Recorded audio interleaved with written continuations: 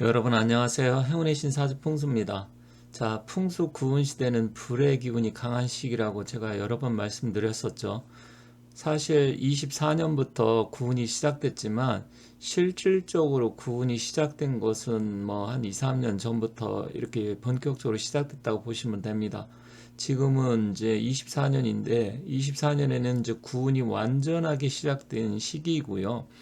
지금 미국 같은 경우 대통령 선거가 11월에 있는데 지금 트럼프 전 대통령이 뭐 거의 확실시 돼가는 분위기이기 때문에 지금 트럼프 대통령이 한 말 때문에 지금 상당한 파장을 일으키고 있습니다.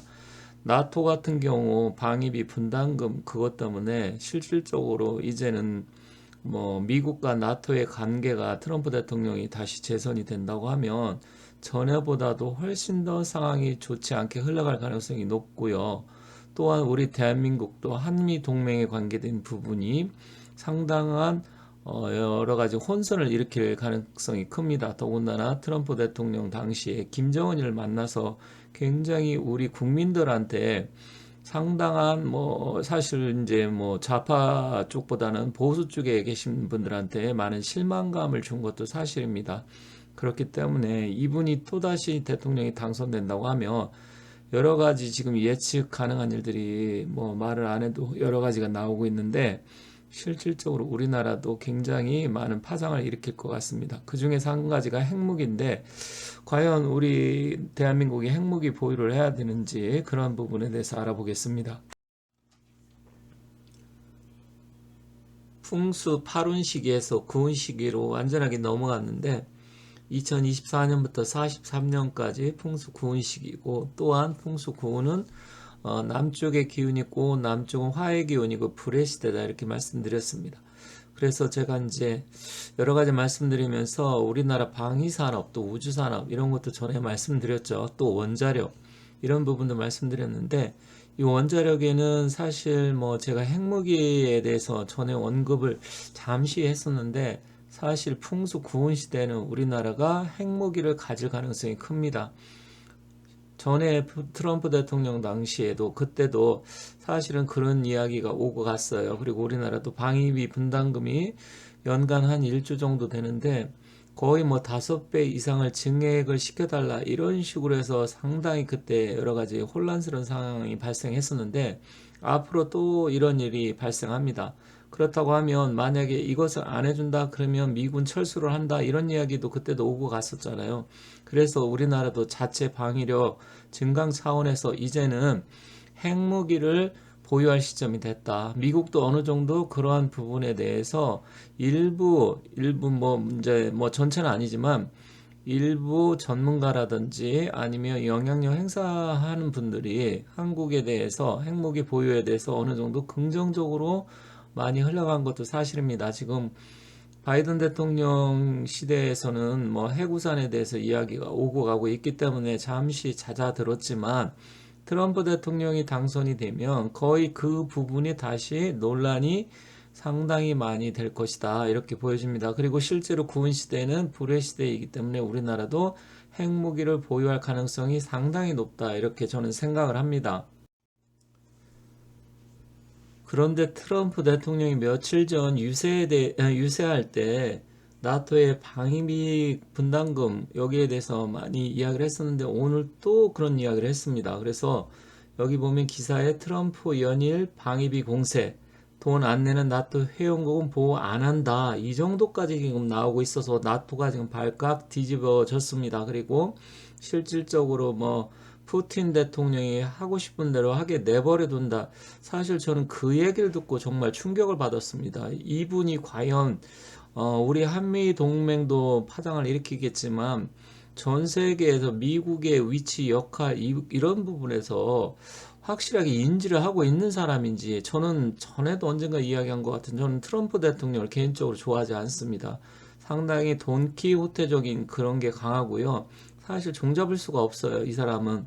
그리고 말에 대해서 진실성이 없고 저는 김정은을 만나면서 완전히 이 사람에 대해서 기대를 버렸었습니다. 그때 당시에. 그런데 또다시 상당히 혼란스러운 시대가 시작되는데 어떻게 보면 풍수 구은 시대, 불의 시대 이제는 트럼프 대통령 때문에 이로 인해서 지금도 여기저기 분쟁이나 전쟁이 발생하는데 더 큰 위험이 도사리고 있고, 김정은이가 기고만장해서 또 날뛰는 시대, 그런 시대를 또 볼 수 있다는 점이 참으로 안타깝습니다. 이분이 지난 10일 날 유세에서 나토 회원국들이 방위비를 충분히 부담하지 않을 경우 러시아가 이들을 공격하도록 독려하겠다는 취지의 발언에 동맹국들을 발칵 뒤집어 놨다. 뭐 공격하도록 독려, 이거는 조금 많이 나간 것 같고요. 일단은 뭐 푸틴 대통령이 하는 대로 내버려 두겠다, 이런 취지로 이야기를 했죠. 뭐 그 얘기가 그 얘기겠습니다만은, 실질적으로 푸틴 대통령의 물론 뭐 올해 3월 달에 러시아의 대선이 있기 때문에 푸틴 대통령이 뭐 장기 집권, 뭐 종신 대통령이죠. 뭐 장기 집권이라기보단 죽을 때까지. 그렇다고 하면 또다시 우리나라 같은 경우는 트럼프하고 김정은이 만나서 또 짝짝꿍을 하고, 푸틴과 트럼프의 또 관계도 과거에도 그렇게 나쁘지 않았었죠. 그러다 보니까 전 세계가 과연 그럼 앞으로 구은 시대 어떻게 돌아갈 것이냐, 과연 미국의 역할을 제대로 해서 동맹국을 보호할 것이냐, 그리고 트럼프를 믿고 미국을 믿어야 될 것이냐, 이런 아주 여러 가지 복잡한 문제들이 생기는데, 일단 우리나라가 빨리 이 과거에 4년 동안 트럼프가 했던 이런 행태, 그것을 분석을 해서 제대로 대처하지 않으면 또다시 상당히 여러 가지 불협화음이라든지 복잡한 일들이 일어날 것이다. 특히 김정은이 핵무기 트럼프 때 제대로 공격을 안 하고 3번의 회담을 거쳐가지고 하는 바람에 완전하게 북한이 핵무기를 고도화시킬 수 있는 시간을 벌어준 사람이 바로 이 사람입니다.